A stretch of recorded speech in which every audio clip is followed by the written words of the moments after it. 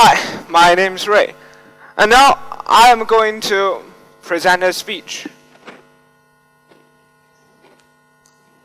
The emptiness after satisfaction.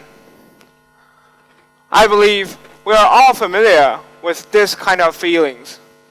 We want something so bad, so intense, but once we actually get that thing, the good feelings fade fast. Then comes the emptiness. So let me ask you a question. Have you ever experienced the emptiness I've just mentioned? Okay, very interesting. Well, let me share about my own example.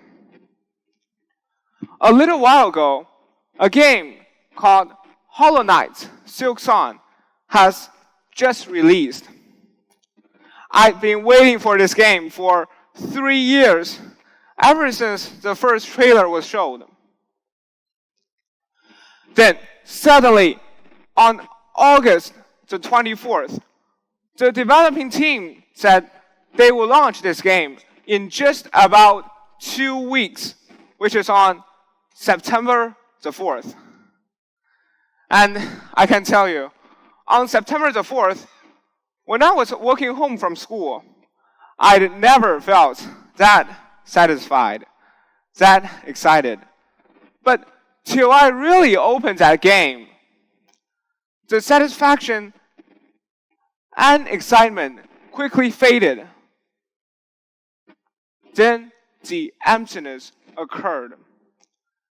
It is not that the game itself was bad. It's just the process of desiring. It's so unique, so special, and even the desiring object cannot compare with it. After sharing this story, I know I am not the only one who had experienced this strange phenomenon.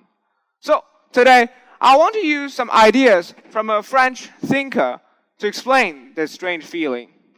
That thinker's name is called Jacques Lacan, which is his.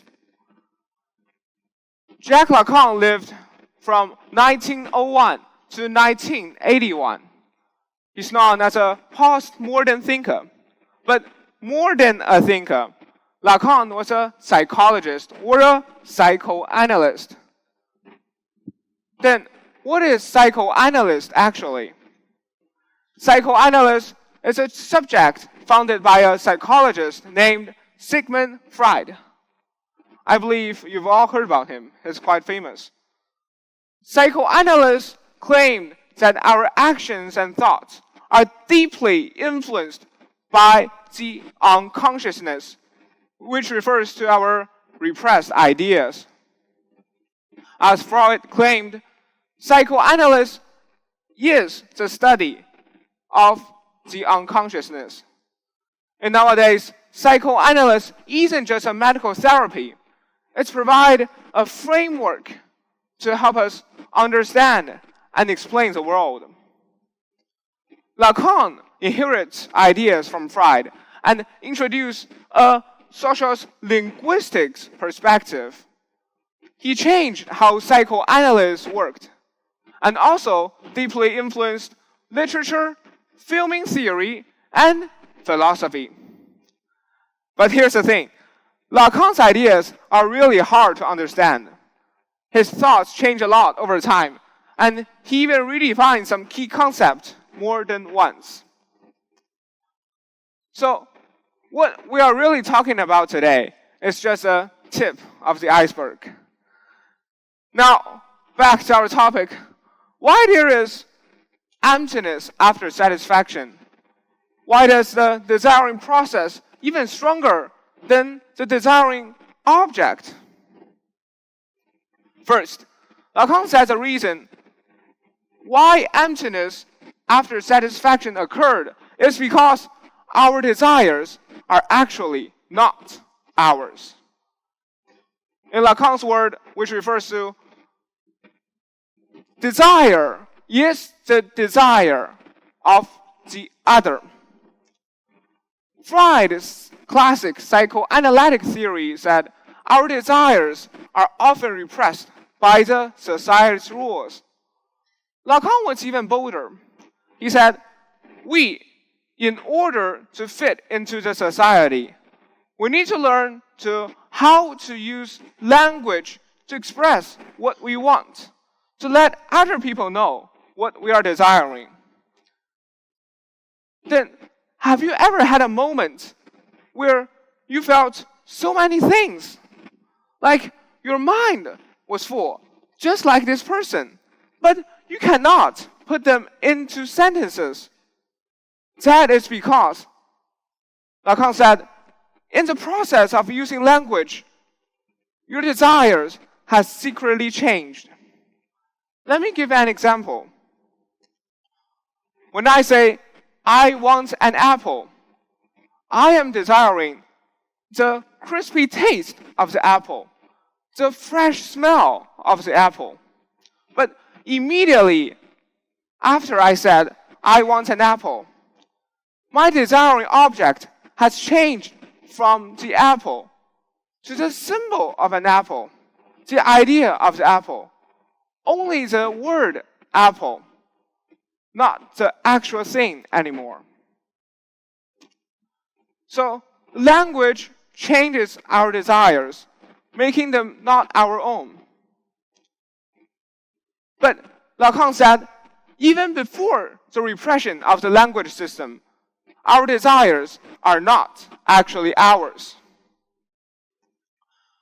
Which is because, as the subject of the desire, we ourselves are deeply influenced by the society, by other people.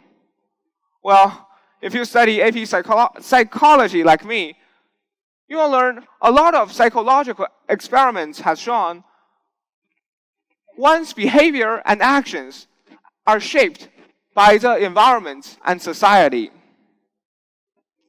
Lacan said this happened even before we are born.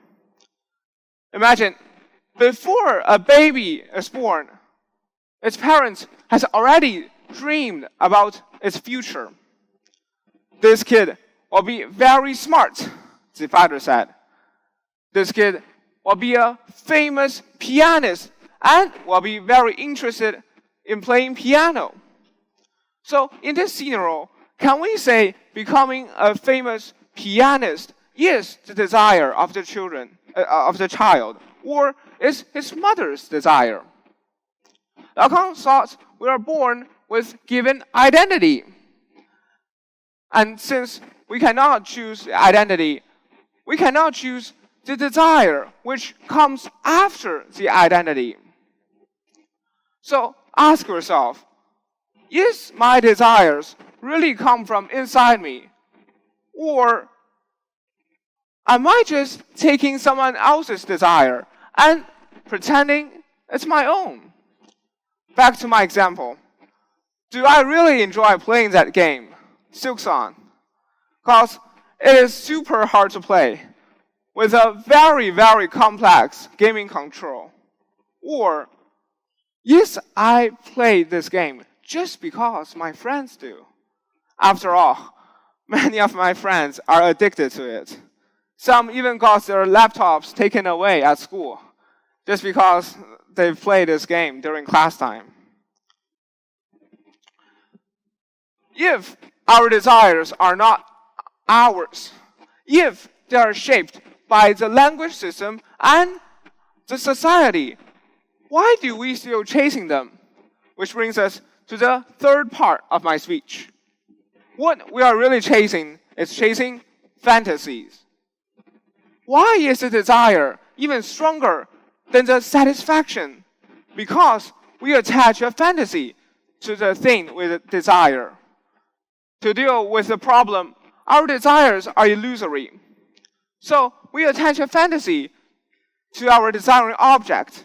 We lie to ourselves. That thing is so special. Once I get this, I will feel amazing, and it must be amazing. But fantasies are just fantasies.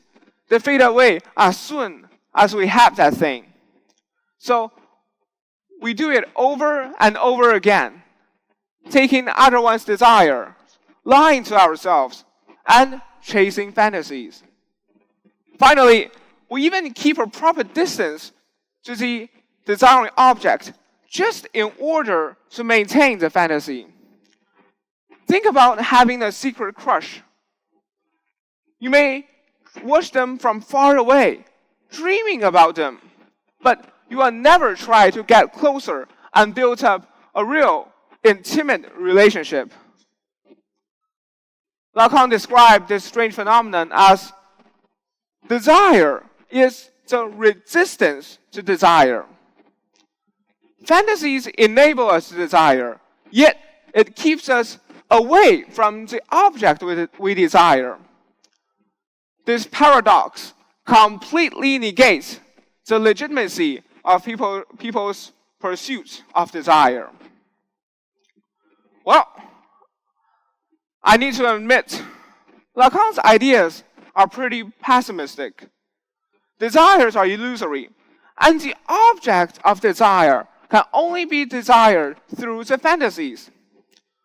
I don't fully agree with this theory. And even one of Lacan's students, named Felix Guattari, criticized Lacan's theory for ignoring the productivity and creativity inside the desire. Even Lacan himself was an odds at pessimistic. As you can see from this picture, Lacan has a hobby of collecting expensive antiques, just like this statue. He also spends money on luxuries. He even had extramarital affairs more than once. So, why am I still sharing this theory on the stage right now? Well, I believe Lacan's pessimistic view can help us counter the fever of consumerism. And nowadays, surrounded by consumerism, people endlessly upgrade their product, yet remain unsatisfied. All pervasive desires have overtaken people's daily life. And we are forever excited about the bright and colorful spectacles before our eyes. I hope in the emptiness, at some point, in the emptiness that follows after the fulfillment of desire, we are able to find another perspective to examine this unstoppable orgy. After all, desire should be a tool, helping us getting what we want or what we need, not a potion making us betraying ourselves. Thank you.